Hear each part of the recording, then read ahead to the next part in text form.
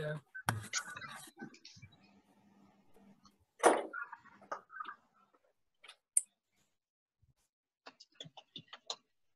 er klokken 7, og vi er ved at være klar til at gå i gang.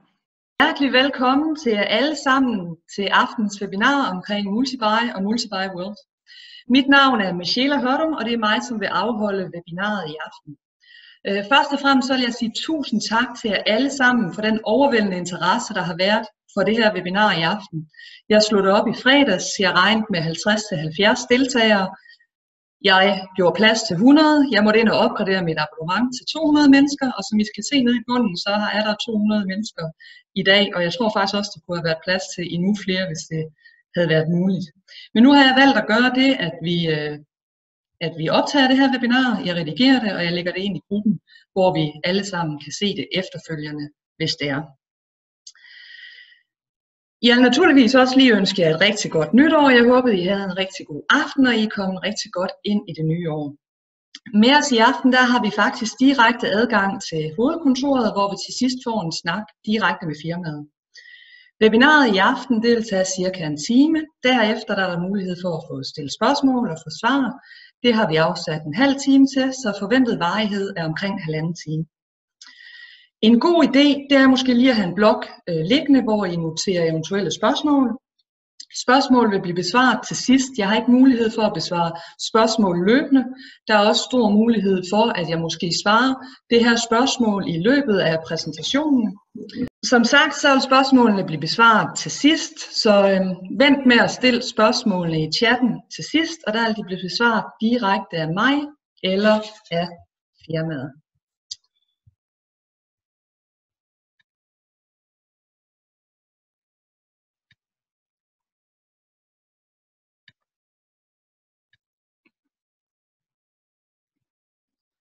Hvem er MultiBuy og MultiBuy World?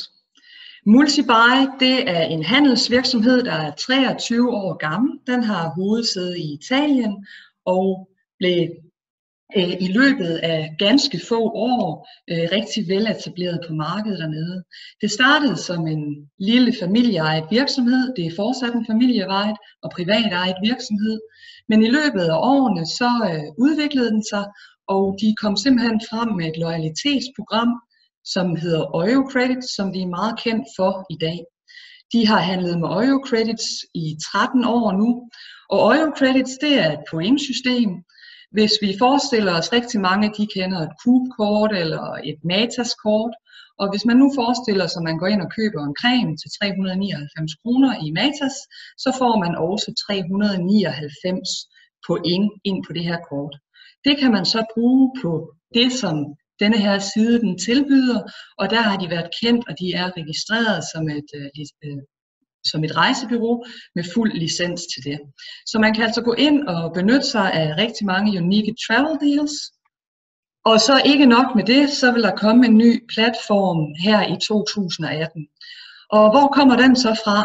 Der sker simpelthen det, at MultiBuy, de vil rigtig gerne gå globalt. De er i samarbejde med en bank, og der er en masse forskellige kompetente personer, der bliver sat sammen, og de får simpelthen den her idé, at for at få udbredt det her Oyo Credits program og få en masse affiliates ind, som er med til at handle de her Oyo Credits, så vil de gå ind og lave en platform, som vi kender, MultiBuy World, som er en annonceringsplatform, og derfra vil de gå worldwide og sælge online annoncering. Det har de gjort 20. februar i år. Vi startede en pre-launch periode sidste år, og der kom rigtig godt fart på det koncept. Så vi var i Danmark omkring 350 personer, der var registreret allerede inden vi gik i gang, og det har været noget af en spændende rejse, og vi vil også komme lidt ind på, hvordan er året egentlig gået. Fra at være en privatejet virksomhed, så er der kommet noget helt nyt frem, og det betyder altså, at i 2018, der bliver MultiBuy og MultiBuy World en børsnoteret virksomhed. Vi har i dag 2 kontorer. Vi har hovedkontor i Rom, og så har vi også kontor i Malta, hvor MultiBuy World er registreret. Jeg er naturligvis nødsaget til at lave en ansvarsfraskrivelse, og det vil sige, at eventuelle indkomsteksempler, der nævnes i denne her præsentation, er kun et skøn over, hvad der er muligt at tjene. Din egen indsats har betydning for, om du opnår succes, og der understreges, at Multibuy World ikke er en investering. Det er meget vigtigt for jer alle, at I forstår vores produkt. Multibuy og Multibuy World er en handelsvirksomhed, som sælger produkter og serviceydelser. I dag der betjener virksomheden sammenlagt 200.000 kunder. Hos Multibuy World der køber vi online annoncering. Nøjagtigt som I køber en halv side i Fyens Stiftstidende eller i Børsen. Her får man 1000 visninger for 50 euro til en hjemmeside eller en YouTube-reklame. Det er det, som firmaet står for, og det er det, firmaet leverer til alle. Derudover kan man, hvis man nu har lyst, se andre folks annoncer. Og hvis man ser 15 annoncer per dag af 20 sekunders varighed, så er man nu aktiv, og nu får man del af firmaets RevShare-program. På dansk der kaldes det overskudsdeling. Nu tjener vi altså penge hvert minut, og det er der altså rigtig mange af os, der har nyt rigtig godt gavn af i året, der er gået. Herudover kan man med fordel compounde sine indtægter og købe flere pakker, få flere visninger og tjene flere penge. Hvad man ønsker at gøre, det er helt op til en selv. Vi er nødsaget til at forstå, at et RevShare er baseret på overskudsdeling. En del af overskuddet er dagens salg, og derfor kan det, som det ligger i ordet overskudsdeling, være varierende. Året, der gik, de første 10 måneder online. Nogle af jer, der sidder her i dag, I har været med helt fra pre-launch-perioden, inden det nogensinde eksisterede. Andre gik med fra start, og andre er kommet med løbende, og nogle er spritnye. Vi kommer ikke udenom, det har været noget af et startup, vi har været igennem her. Der har været fejl en masse, der har været forsinkelser, der har været kommunikationsfejl, vi har haft rigtig meget vrøvl med IT, vi har kæmpet med lovgivning og imødekommet det hele ganske positivt. Der er blevet etableret samarbejder med banker, betalingsløsninger, og der er rigtig mange procedurer, der har skulle justeres. Så der har været rigtig mange udefra kommende faktorer, som vi har været nødsaget til at tage højde for. Jeg ved også, at der er nogle af jer, der er med i en sendaftale, og den er også blevet forsinket flere omgange. Det har firmaet beklaget, og vi spørger naturligvis ind til den i aften, når vi snakker med firmaet. Lige nøjagtigt vil jeg lige sige til denne her aftale, der blev den forlænget med 2 år, nemlig fra 3 til 5 år, på grund af diverse forsinkelser, og det er et tiltag, som jeg håber, der kommer jer alle sammen, der har denne her aftale, til gavn på sigt. Men kigger vi på de grundlæggende ting, der er sket på de første 10 måneder, så har vi altså bevæget os ud i 171 lande. Folk snakker om multibuy, det fungerer, folk de tjener penge, folk de hæver penge, og overordnet er det altså et ganske fantastisk koncept. Multibuy World er bestemt ikke fejlfri, men visionen for, hvad det her firma leverer og leverer i fremtiden, det er altså noget, jeg er ganske interesseret i, for jeg kan se visionen så klart. Allerede dengang det her det blev præsenteret for mig, og jeg blev kaldt til Milano på daværende tidspunkt, kunne jeg se denne her forretningsspiral af mange forskellige indtægter, der blev sat sammen, der blev givet en andel af overskuddet ud til medlemmer, der ville komme nye medlemmer til, og det ville være en positiv forretningsspiral. Noget jeg også lige vil understrege, det er, at vi startede som RevShare. Det er slet ikke intentionen, at Multibuy World og Multibuy kun skal være et RevShare. Altså Multibuy World skal på sigt udgøre omkring 25% af virksomheden. Det handler for os om at få etableret rigtig mange forskellige indtægtskilder, sådan så vores RevShare det kan forblive stabilt. Som sagt kigger vi på de grundlæggende ting, nemlig produktet. Har det virket for os alle fra dag 1, og vores kontier de er talt på livet løs. Som sagt så er der mange, der har modtaget udbetalinger, og på 10 måneder så er der også nogen, der har ramt det maksimale, som er muligt, nemlig 1000 pakker, og skabt sig rigtig gode deltids- og endda fuldtidslønninger på konceptet. I sidste uge der ramte faktisk endnu en dansker de 1000 magiske pakker, og jeg vil lige sige tillykke til dig, Henriette, som sidder med her i aften. Det er fantastisk godt gået. Rent personligt har jeg været medvirkende i 7 startups de sidste 15 år. Og jeg ved om alle, at et hvert projekt, om det er online, om det er fysisk, om det er dansk eller italiensk, det skal tilpasses, og det kan aldrig være fejlfrit fra dag 1 af. Realistisk set, ud fra mine egne erfaringer, så tager det om cirka 3 år før en virksomhed er der, hvor den rammer sin rigtige form. Jeg ved også, det der er blevet udrettet af det her firma på blot 10 måneder. Allerede i september måned, der lancerede de igen et ganske banebrydende produkt, nemlig et Mastercard, som med egen tilknyttede bankkonti, hvor man har mulighed for at tjene penge på andre folks forbrug. Det er aldrig set før, og vi venter og forventer og laver yderligere tiltag i året på, at det virkelig skal slå igennem det her kort.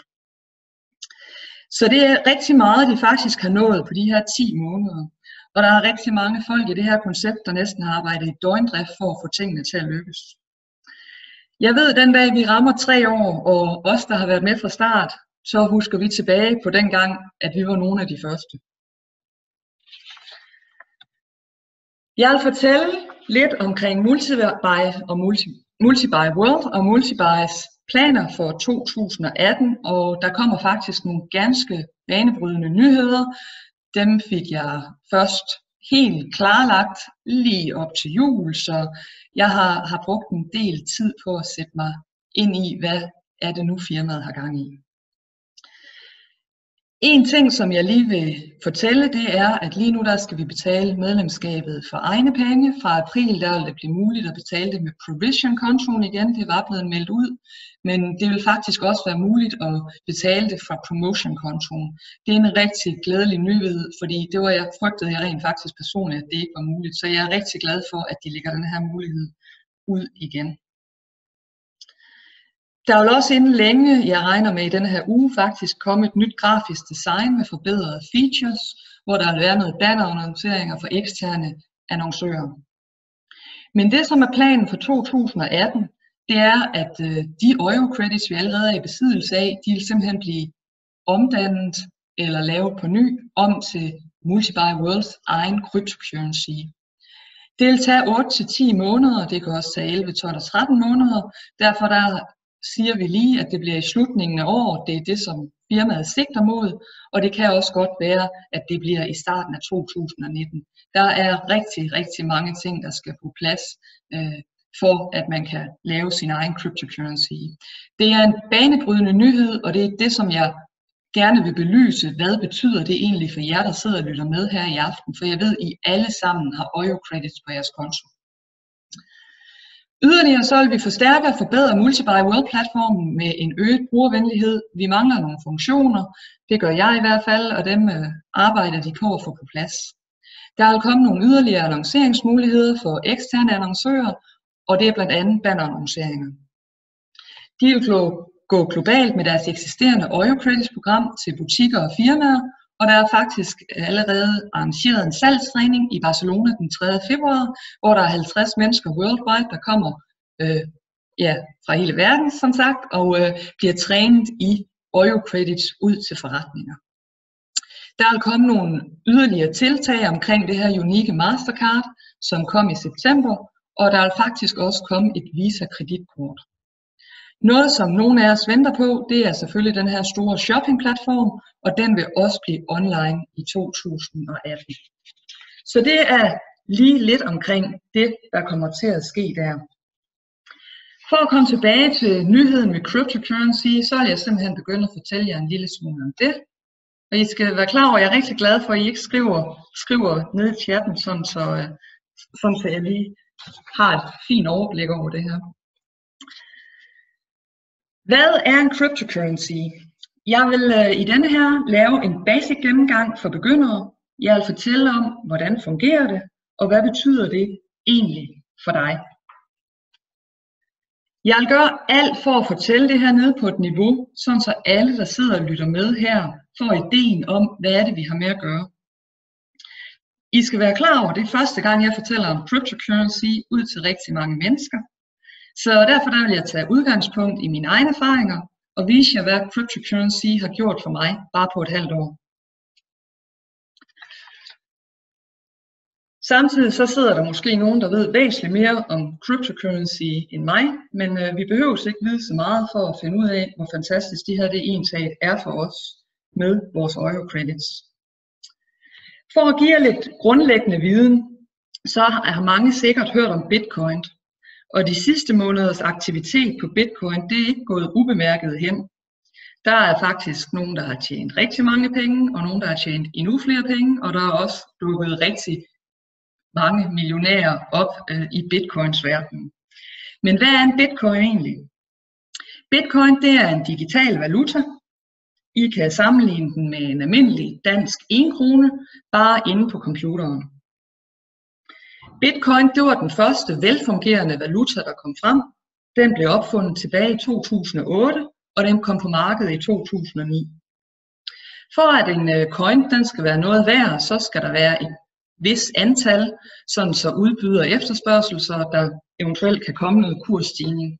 Og hvis vi kigger på Bitcoin, så er der 21 millioner bitcoins til salg, eller i omløb. Hvad kan man egentlig bruge sådan en cryptocurrency til? Man kan bruge den til alt. Man kan købe biler og huse, man kan bruge den som betalingsmiddel. Det anses i den grad værende som en investeringsmulighed.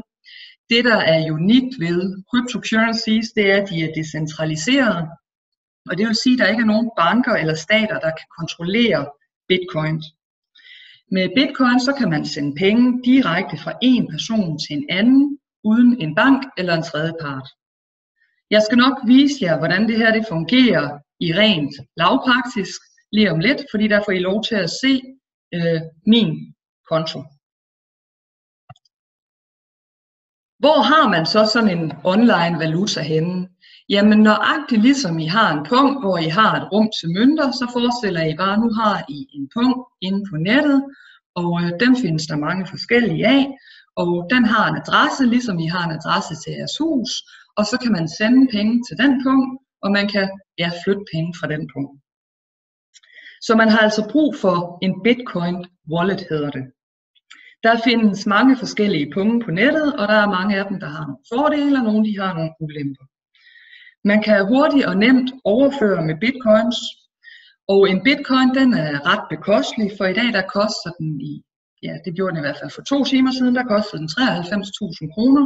Så en bitcoin den kan også opdeles til mindre enheder, f.eks. 0,01 bitcoin eller 0,001 bitcoin.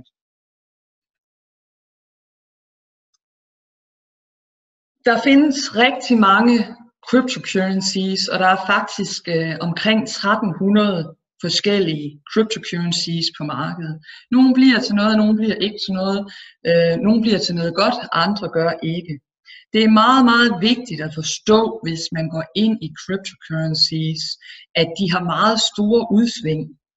Og hvis man handler med sådan nogle ting her, så skal man altså kunne tåle det, og man skal kunne håndtere de her følelsesmæssige rutsjeture, når man mister 10, 20, 30, 40.000 kroner, hvis det er de beløb, man handler i. Og man skal også kunne håndtere eventuelle tab. Så selvom i denne her præsentation, jeg vil vise jer, hvordan det er gået mig, jeg er fortaler for cryptocurrency, jeg synes det er super spændende, så er et kærligt råd fra mig af, lad nu være med at købe noget, I ikke har råd til at miste. En ting, der I ser det som en investering, det er super fint, men I skal altså ikke lægge livet og jeres hus og jeres pensionsopsparing på blokken for sådan noget her. Jeg plejer at sige, hvis man leger med sådan noget her, brug rene forbrugspenge. Det du vil bruge på sko og tøj og alt muligt andet, jamen det er i den dur, som jeg synes, man skal gøre sådan noget i. Noget andet så er Bitcoin, det er heller ikke omfattet af den finansielle lovgivning i Danmark på nuværende tidspunkt. Eventuelle kursgevinster på Bitcoin lige nu, de er skattefrie, og Bitcoin de er momsfritaget. Jeg vil så tro, at med det jeg kender til Danmark, at jeg ved, at skat de selvfølgelig vil kigge lidt nærmere på det her, og det bliver nok også skattepligtigt på et tidspunkt. Men bare lige for at komme med et eksempel på, hvad der er sket med bitcoins, så er den steget rigtig meget, og den er steget rigtig hurtigt, specielt det sidste år, og endnu hurtigere de sidste måneder. Men da den var på sit laveste i maj 2010, der kostede en bitcoin 0,003 US dollar. Da vi var henne i september 2017, der kostede en bitcoin 4928 US dollar. Så havde vi alle sammen købt for 2.000 kroner bitcoin i maj 2010, og vi havde solgt dem i september 2017, så havde vi forvandlet vores 2.000 kroner, nu holder I fast, til over 3 milliarder kroner. Det er fuldstændig vanvittigt. Det, som jeg vil fortælle jer i aften, det er simpelthen de EuroCredits, vi sidder alle sammen og har nu i vores punkt. Når de bliver lavet om til en cryptocurrency, så er I altså ejer af en cryptocurrency. I behøver aldrig nogensinde investere en krone i det her tiltag, firmaet laver. Det er en ren foræring, de allerede har. Det er noget, vi har på vores kontier, og vi har forskellige mængder af de her forskellige coins. Eller EuroCredits. Den vil blive lavet til en forkortelse, så jeg ved ikke helt, hvad den, eller det ved de heller ikke selv endnu, hvad den kommer til at hedde. Men det betyder altså, nu kommer den ud på det frie marked, så nu er det ikke kun Multibuy World og Multibuy kunder, der kan handle med denne her coin. Det vil alle mennesker kunne. Det, som jeg synes, der er ret bemærkelsesværdigt, nemlig med vores EuroCredits, det er jo, det er en coin, der har en reel værdi bag sig, så den er allerede noget værd den dag, at den bliver realiseret. Det betyder også, at der er rigtig mange mennesker, der kender til det, og som vi reklamerer for inde på vores side, så har firmaet lige knap 200.000 registrerede kunder i dag, men vi har rent faktisk lidt flere, der har EuroCredits, for de sidste tal af dem, som er i besiddelse af EuroCredits igennem 23 år. Nogle har måske smidt dem ud, nogle har ikke adgang, det er også set med bitcoins, men det er faktisk 1,2 millioner brugere. Så der er 1,2 millioner igennem 23 år, der har fået udstedt EuroCredits. Så den vil ikke være, selvfølgelig vil det være en helt ny coin, der kommer på markedet, men det vil altså være en, der allerede er kendt af rigtig mange i forvejen. Der kan ske hvad som helst, men vi forventer altså, at en coin den godt kunne være 0,25 cent værd fra dag 1 af. Og nu vil jeg lige prøve at vise jer min profil.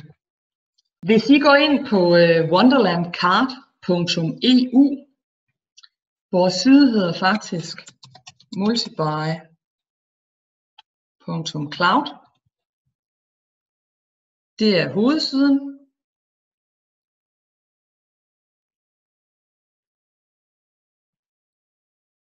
Der logger I ind med jeres e-mail og jeres 4-cifrede kode, I har fået tilsendt. Har I ikke den kode, så kan I skrive til kundeservice, både den i Rom og den i Danmark. Den danske kundeservice kan i hvert fald lynhurtigt hjælpe med at få den her frem.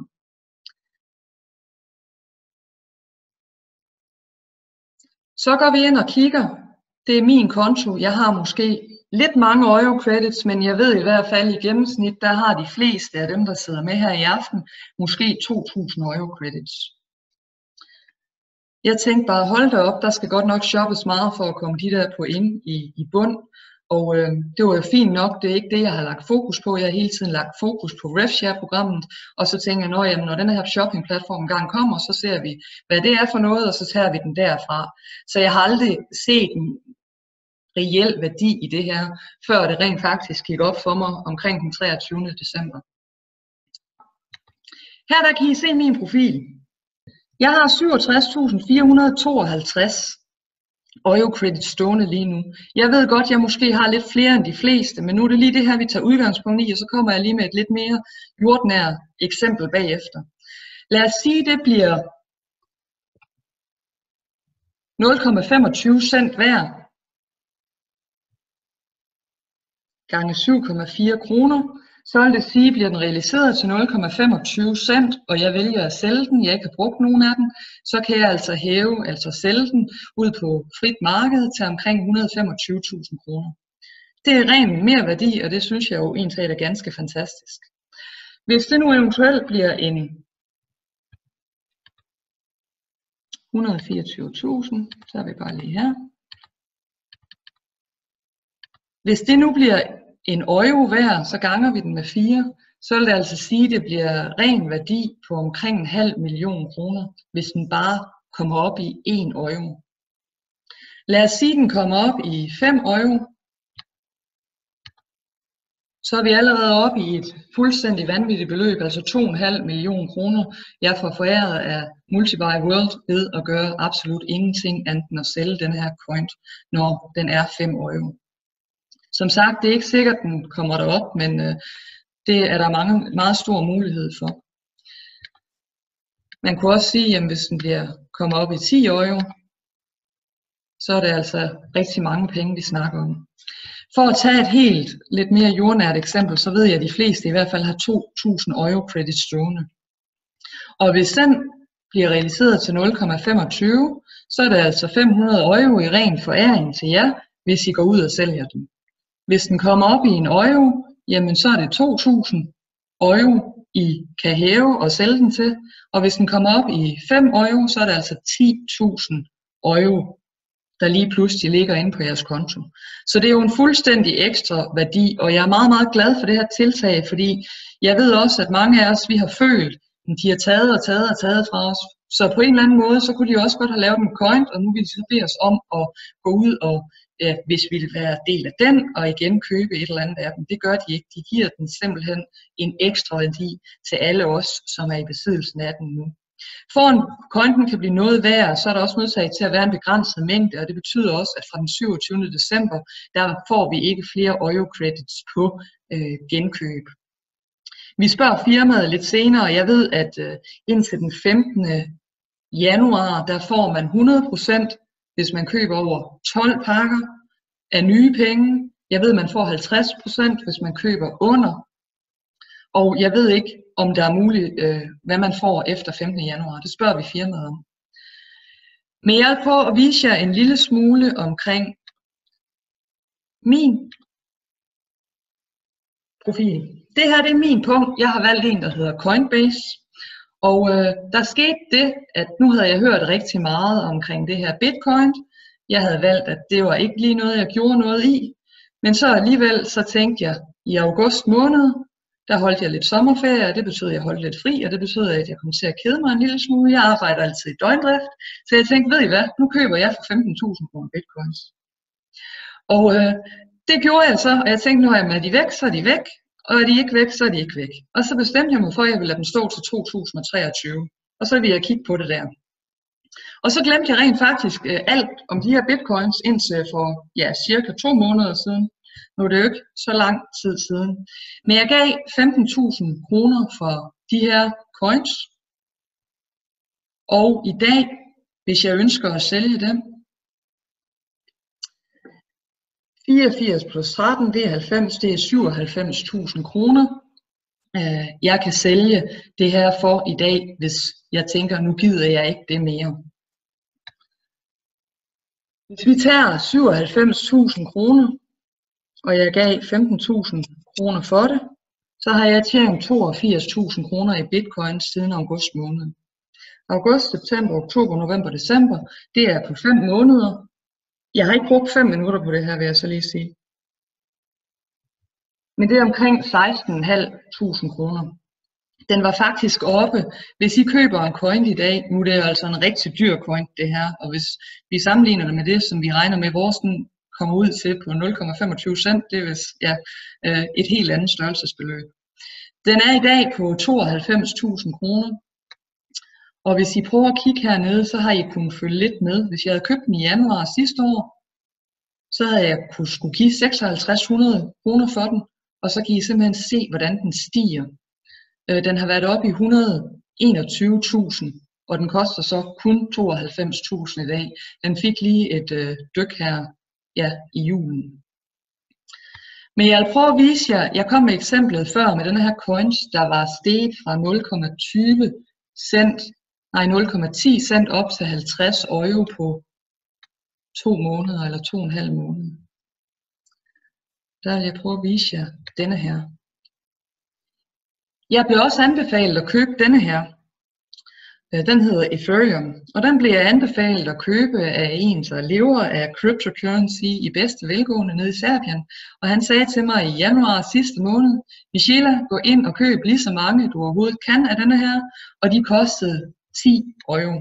Det kan I prøve at se, ja, i januar 67 kroner. Men han sagde, at de koster omkring 10 euro. Se at få dem købt. Men jeg gjorde jo ikke noget i cryptocurrency overhovedet. Jeg havde travlt med Multiply World, hvilket jeg stadigvæk har. Så jeg tænkte, jamen, det kan jeg jo lige gøre, når tid er. Men det der så skete med denne her, det var jo, som I kan se, den steg og steg og steg og steg. Og så tænkte jeg, ved I hvad, nu har jeg fødselsdag den 14. december, så nu vil jeg give mig selv 6 Ethereum. Så 14. december for cirka 14 dage siden, der købte jeg dem. Jeg gav 28.500 for dem. Og hvis jeg sælger dem i dag, så vil jeg kunne få 34.000 kroner. Jeg vil så lige sige, der er selvfølgelig også noget gebyr og sådan noget. Det er billigt, men der er selvfølgelig noget transaktionsgebyr frem og tilbage på det her. Men hvis vi bare for sjov siger, hvad er der egentlig sket med denne her Ethereum, som jeg har store forventninger til. 34.000 kroner tager vi bare lige, og jeg gav 28,5 for den. Så har jeg tjent 5.500 på den coin på 14 dage. Det er egentlig meget godt. Jeg kan naturligvis ikke lige lade være med at tænke, at de 28.500, jeg lige har købt de her 6 for, lad os nu sige, at jeg egentlig havde taget imod hans råd tilbage i januar og købt for 28.500 dengang. Jeg havde givet 75 kroner per styk. Så havde jeg haft 380 af de her Ethereum i dag. Havde jeg så solgt den i dag, den koster 5500.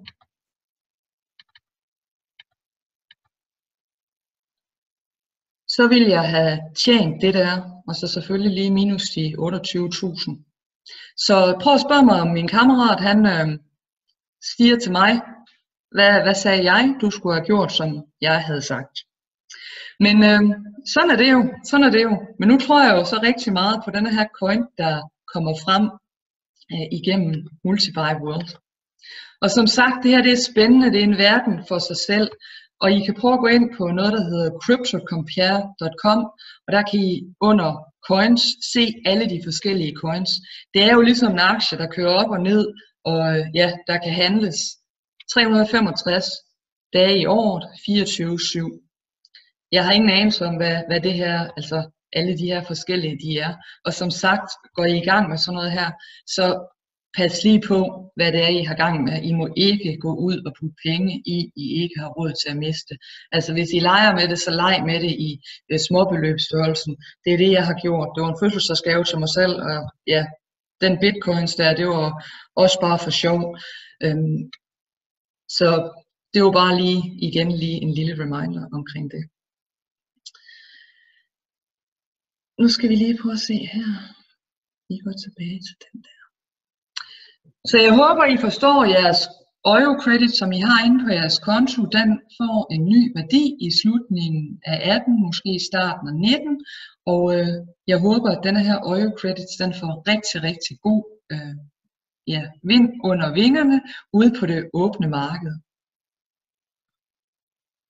I kan bruge Eurocredits til alt.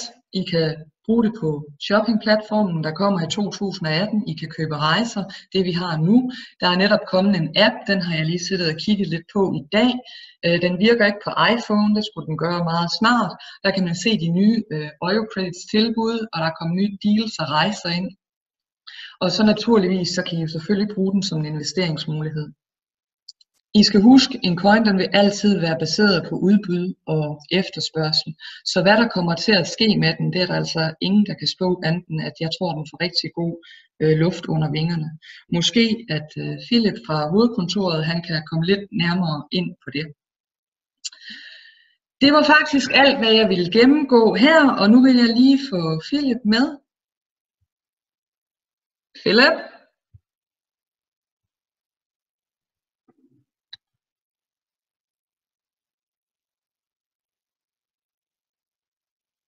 Hello? Yes, can you hear me? Yes, I hear very well. Hello, Michaela. Hello, all. Hello. Thank you so much for participating in this night's webinar. I must just ask you one simple question. Did you understand anything about what I was speaking about? I was listening really. I try to understand. It's a little bit heavy for me, Dylan. It's a little bit heavy. I understand. Some words are equal, but not all. It's a bit heavy. But about the euro credits and how it's going up and down and what is a cryptocurrency, I understood because I know what is going on in the market. Yeah, exactly. I have some questions before we start to ask. Before we check the chat. And first of all, I promised all the members there is somebody who is waiting on a Cent agreement. Is there anything new about what that will happen with that one? Yes. The Cent agreement will be on, it should be on since 2 months, as I promised. But unfortunately, our technique is not that smart as I thought on the beginning. They made a lot of mistakes in anyway. Graphic of the website in the back office. More I cannot tell you right now because on the 15th of January is changing a lot of things. Positive, all what the people know by letter. And the technique promised me after that they can implement the Cent agreement. And then the people can take the money out. Also, what I also told all our members here tonight, that is, one thing is that it's late. It's not their it's not on purpose, it's delayed, but what you actually have done as company, that is, you have taken it from 3 to 5 years, so it fit with another royalty program you have access to with our MasterCard, and that hopefully will be a benefit for them. So I'm really happy that you have extended it for 5 years instead of 3. Yes, it was actually, I must say, I cannot, it's not my honor, it is the honor of the CEO. Yeah. Because he saw the mistakes what our technique did, and I told him, look, let's change the whole technique and give the good people from Denmark something in their, what they can earn about it, because they were trustful, good, and they were patient. And so he decided it. Thank you. Thanks to you. Good, thank you. Then I hope I have that question covered. So we wait a little and are a little more patient here in Denmark, and we remember it's 5 years instead of 3 years when it starts. Yes, and also I don't know if you mentioned it. I did not understood it, Michaela, but we spoke before about the euro credits. Remember when they reach 1,000 packages? Yeah, I did not tell them that yet, and I will tell that now, and I will do it in Danish. Yes. You have to understand. Not everybody speaks English, so I also. I understand this. Can I say something? Only one thing. I'm really proud sometimes when I talk to Danish people, because they're speaking so much languages and they try to understand my English. Sometimes I'm honored that. Thank you, because my English is not the best, but thank you that the Danish people are speaking quite good. Thanks a lot. You're welcome. Noget I lige skal have at vide, jeg fik at vide her, skal vi sige en time inden det her webinar startede, så rækker de faktisk hånden ud til danskerne, og det er kun danskerne, der er registreret for mig og ned efter. Så det betyder, at det er alle jer, der sidder her, alle danske teammedlemmer, der kommer fra mit team af. Der har de gået ind og sagt, jamen prøv at høre her, I er rigtig dygtige, og I er rigtig tålmodige, og I har altså været med os fra start af, og I har set på hele, hvad der er sket. Så derfor der har Giancarlo, hovedejeren af det her, han har gået ind og sagt, at alle dem, der når 1000 pakker i år fra 1. januar til 31.12. i år ved køb og genkøb, de vil rent faktisk få 10.000 euro credits for æret direkte fra firmaet af. Så det var lige en lille gestus, som de har været inde og gøre. Så jeg ved, der kommer rigtig mange op på 1000 pakker i år, og det glæder jeg mig rigtig meget til. Okay, Philip, I have told them. Okay. But we I cannot hope hear it's any reaction because they are unmuted. yes, I know. This is something on these meetings when you be on Skype. This is not easy. Yeah. You don't see any reaction, but you're good. You're professional. The next question is, I know some people, they ask now they have bought this MasterCard, and Yeah. we promote that you can earn in 6 level deep. But the little issue is when you log in and you check it out, you cannot see any 6 levels. Yes, I told Giancarlo this 1 week ago, and he said, look, we sold a lot of cards, about 2,700 cards, or Yes. 2,800 cards are sold, but no, not so much movement. So he was not, he said, look, he did not give a pressure to Carlo. Carlo is another technical man from the bank to implement the 6 levels, but it will be done when Giancarlo is coming back. It will be first week of February. It will be implemented. The program is already set up from the bank. Okay, perfect. Because this program is coming from the bank and it's already here. Carlo must only implement it in the backend. It will be done. It will be done for sure. Okay. I want to see it also. It's also my money. Ja. Jeg oversætter bare lige, hvis det er, at der er nogen, der ikke forstår det, så har I et Mastercard, og I ikke kan se noget ned i 6 niveauer, så er det altså noget, der bliver arbejdet på, og det er Giancarlo, det ligger på Giancarlos bord, og det skal nok også blive ordnet i nærmeste fremtid. Jeg ser også nogen, der rækker hånden op, og I skal nok få lov til at snakke med Philip lige om lidt. I have one question more that will say, example, when we go on the downline now, it's old updated package that will say we cannot control very much more. I have a deeply wish that we can see how many packs do we actually have ourselves and our downline. Just for yes, please, sorry, I did not hear, I really understood. Can you repeat the question? Yeah, sure I can. I know when you go under commission and you check your downline, there is wrong numbers from after we have all our updates issue back in September. We really need to have the correct numbers. Yes. This I got today the promise from the Technic on the 15th of January. This is solved. All the little issues what we have will be solved till the 15th of January. The mess will be solved.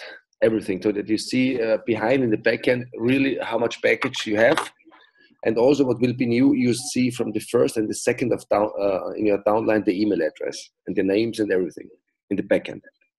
Okay. There are a lot of new things coming, where the people can control more how much members under them, which names, email, how much packages, etc., etc. A lot of new things coming in, and also with the new graphic is the new graphic coming with the new banners, and a lot of huge companies which paid us good money. But it takes till the 15th of January. Okay. I will check the chat and I will see here. Yeah.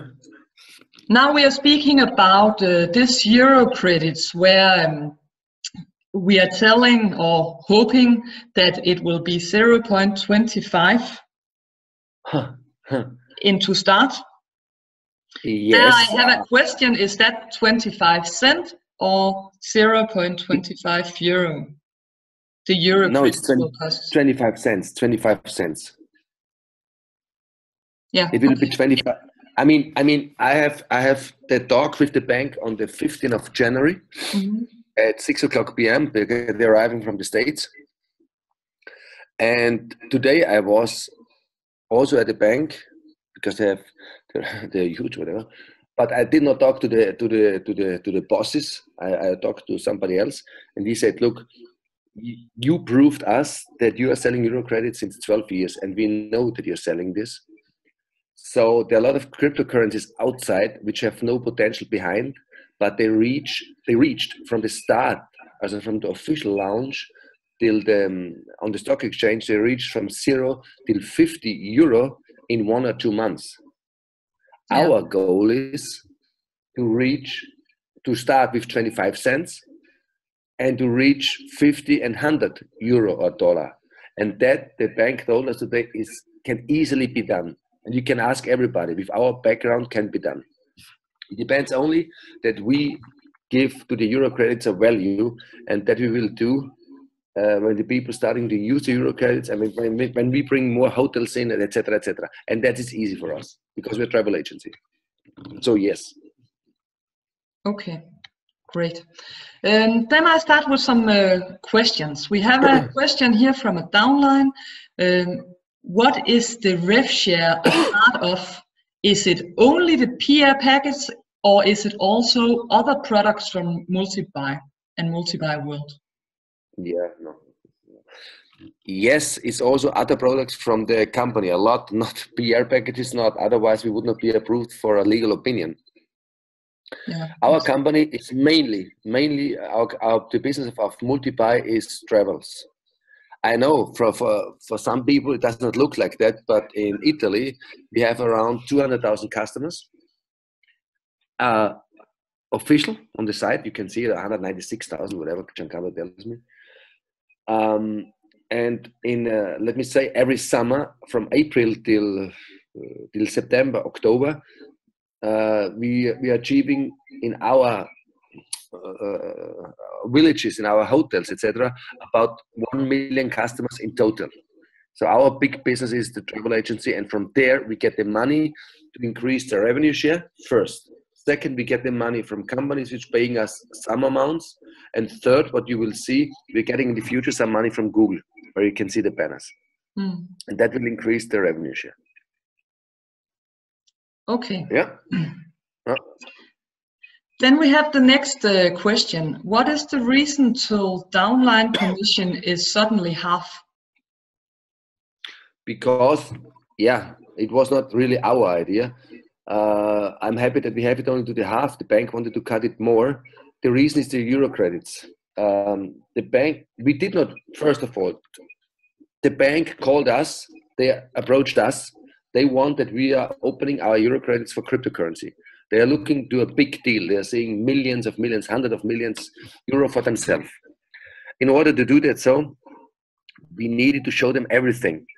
And to explain a bank that you pay out a lot of commissions for sales, like 50 euro, 100 euro, 200 euro, is very complicated. And for them is 6% or 8%, so much commission they would never pay. They say, look, normally you can only pay 1 or 2%. So they gave us the pressure to cut the commissions. Okay. In order to get approved for them, and that we work together with them. We were coming 50% to them, and they were coming 50% to us. Yeah, I know you have been quite busy here in the Christmas New Year. I know the administration has been closed and the payout has been closed, but that don't mean they're not has been working. Even Christmas night. Yeah. No, it wasn't. But you can tell your members, Michaela, and I can say something. You did a really good job, and I thanks again. The company is in good shape. Financial, everything is in good shape.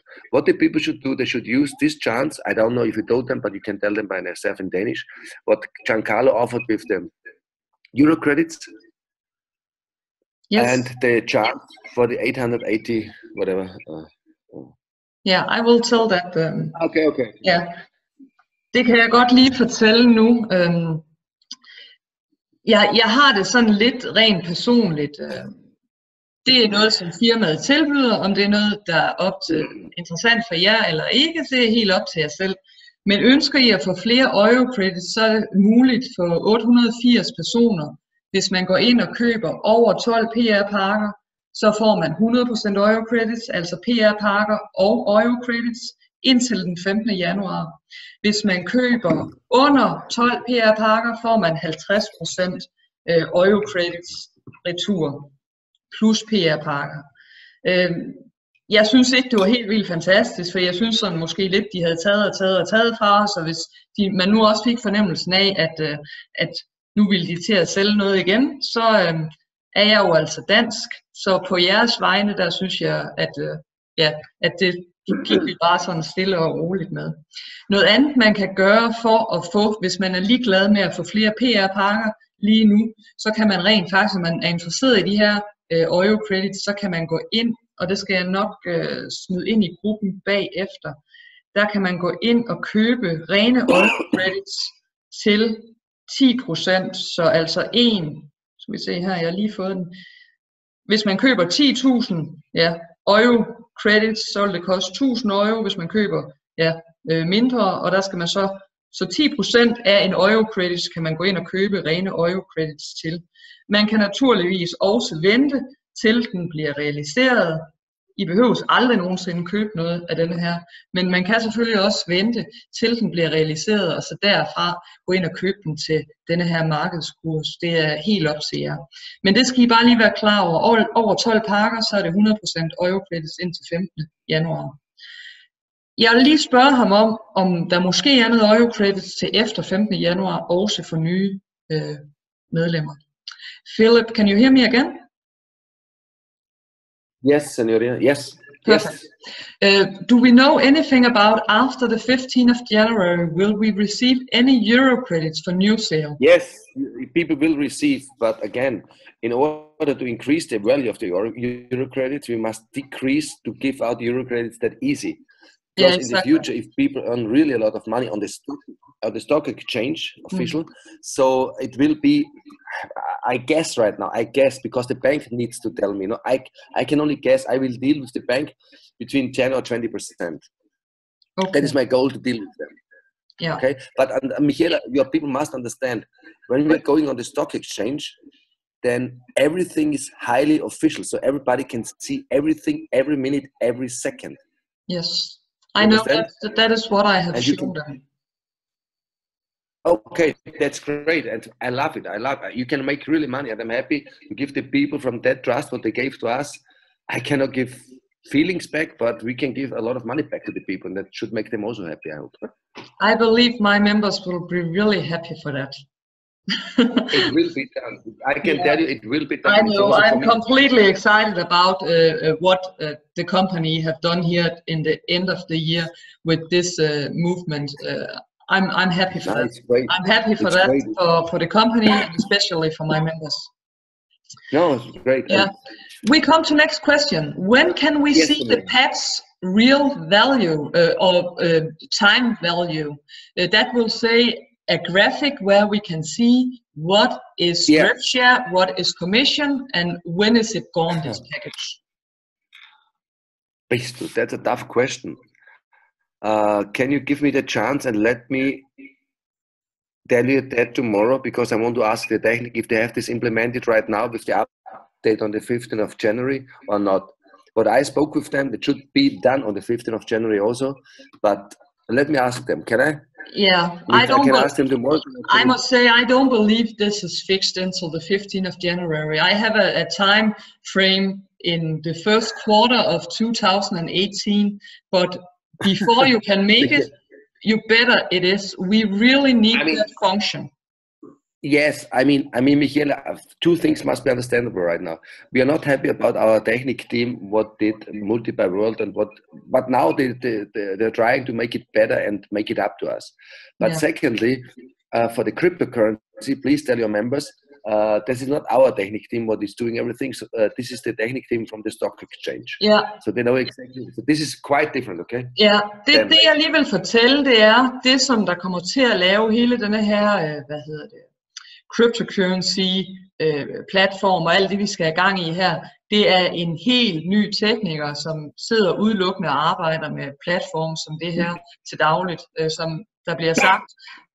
Det har ikke lige været altid lige heldigt, de ting og forsinkelser vi har stået overfor, men ligegyldigt hvor meget vi har råbt bag ved facaden nogle gange over det, så er det altså bare sådan, at når man er i gang med sådan et projekt, så kan man altså ikke lige fra dag til anden bare lige skifte programmør. Og de er kommet godt efter det. Så har vi lige, we have another questions. Why don't we see any advertisement from the big companies no more, Gucci, BMW, and so on? They were on 3 or 4 days ago, and they will come up with the 15th of January. A lot in banners. A lot. You will see everything in banners.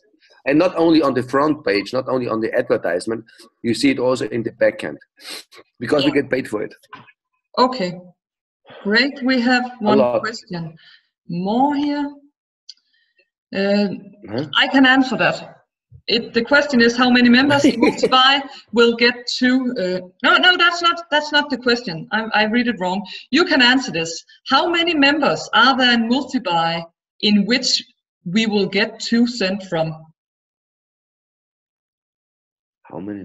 Multiply World members. We have right now signed up paid members 6,100 around paid members. How much packages they have, I have out of this roof, I cannot tell you. I must take a look, but it will not be a lot because of our mistakes.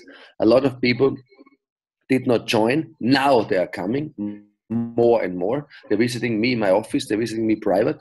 More and more big leaders coming from all over the world. And it will be more. It's not a lot of money what the people will earn out of the 2 cents. Okay, in the start.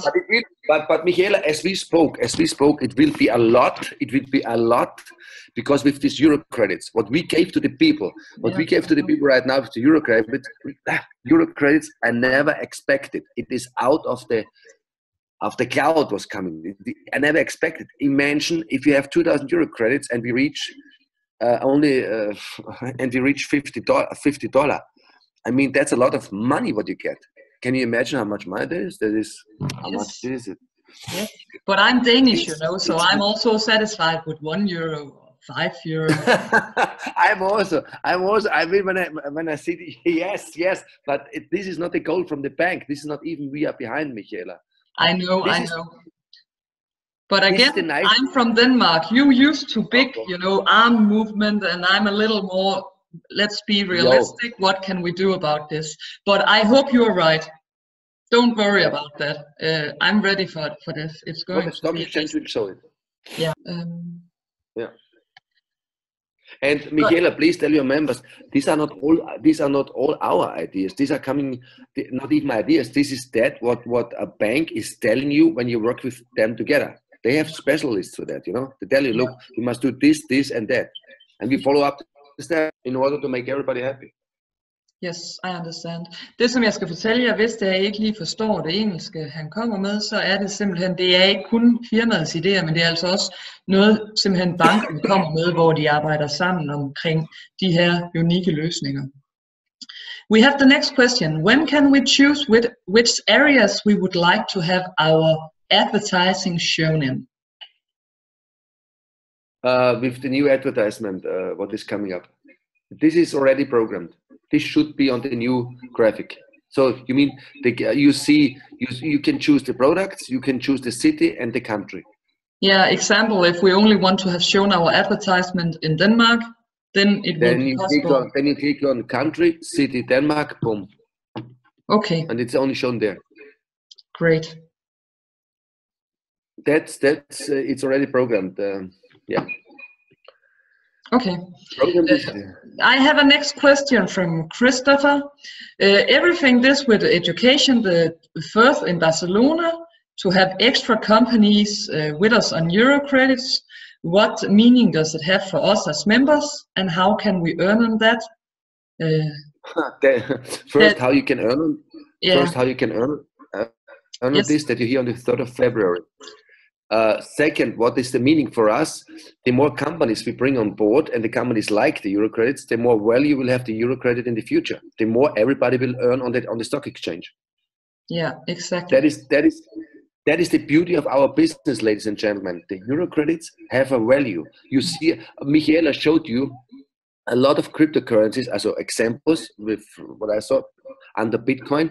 And a lot of these cryptocurrency have only ideas behind. And with the idea, they were nothing, a bubble. With the ideas, they went to the stock exchange and they made unfortunate. And the members who bought before these cryptocurrencies, as you can see on Bitcoin, on Ethereum, they made millions. With Euro credits, we can prove that we have a value already behind after 12 years working with them. Hotels, coffee shops, 2,000 shops in 2,000 businesses, offices in Italy, which are selling Euro credits, etc., etc. We could prove everything, and that makes this big value for Euro credits. And for that, I'm so happy when Giancarlo gave us the chance for these 880 members till the 15th of January.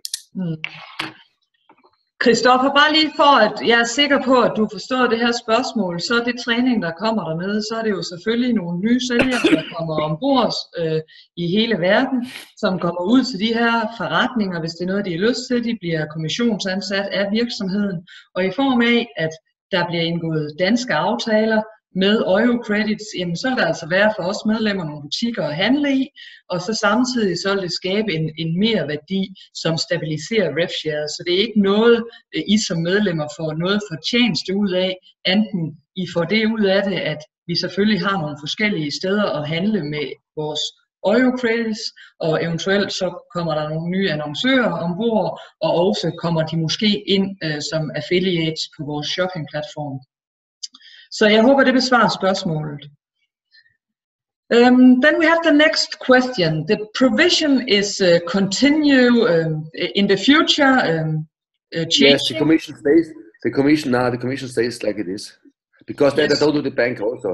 Look, when we are dealing with a bank, when you are dealing with the government, these are I call them bureaucratic people, nice people, but bureaucratic people. They're sitting behind the chair and have the power.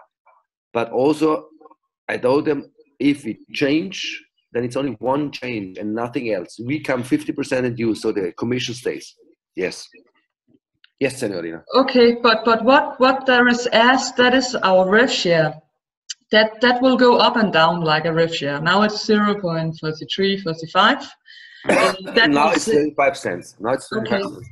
The algorithm will come in. I hope so. It should be done already.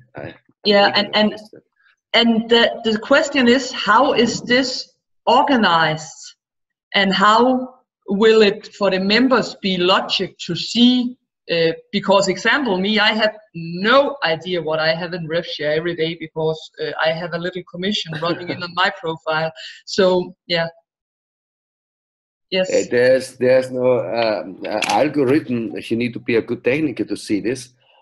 When money hits the account, let me say, example, I sign up company Michaela, okay, on Monday, and Michaela is paying on Wednesday the amount of money what we agreed. The money hits the account on Friday, so on Monday the revenue share is going up. Okay. Automatically, when the money from the company Michaela hits the account, then the system, the program make the math what will be given out, expenses, taxes, etc., fast, and what stays as revenue, as profit, and this profit will be shared, revenue sharing, profit sharing.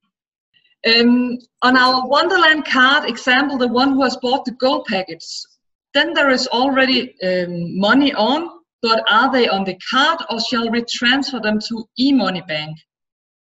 That will say, example, if we have signed up, yeah? Yeah, no, the card what the people received right now from the eMoney Bank, you need to transfer to the eMoney Bank account, and then transfer from the eMoney Bank account to the card. The new card, what the people will receive from the 15th or 18th of January on, will be shipped out also direct to the people, and they're already activated with €10. There's not a lot of money on it, you know. But we give we need to in order to activate each card. For each card we are selling, people will receive the card, and there will be already €10 on it. Okay. Yes. Activate the cards. So people doesn't need to wait anymore for activation codes or whatever. They receive the card, they receive a letter, the inside is the card, and then a second letter with the PIN code. Great, thank you. And what, Michaela, what I want to mention, what I'm very proud of, and nobody had this in nobody, but maybe somebody understand what I say right now. You can sell the card all over the world, all over. Yeah. I sold today 8 cards to Australia, and this is fantastic. Nobody has a card like that. Nobody.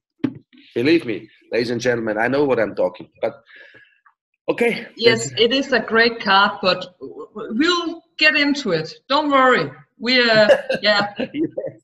we have 2 good banks up here right now, but I actually believe we have done a lot of great stuff already with this MasterCard. But I believe when we can see the structure and we can see how it's going on, this will also take over here. Yeah, but we are at order with PR package right now. I have a new